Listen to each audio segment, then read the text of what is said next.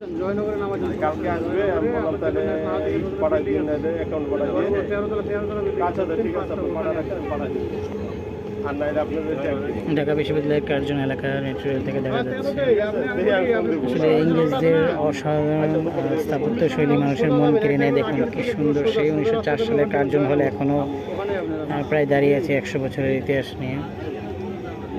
120 বছর, 121 বছর সম্ভবত, 26 না তাহলে। দেখুন এই ঢাকা বিশ্ববিদ্যালয়ের ফার্মাসি ডিপার্টমেন্ট এদিক দিয়ে যাচ্ছে, ফার্মাসি, মকরম ভবন, বায়োকেমিস্ট্রি, মাইক্রোবায়োলজি, এগুলো সব ঢাকা বিশ্ববিদ্যালয়ের এই ভবনের সামনেই আছে।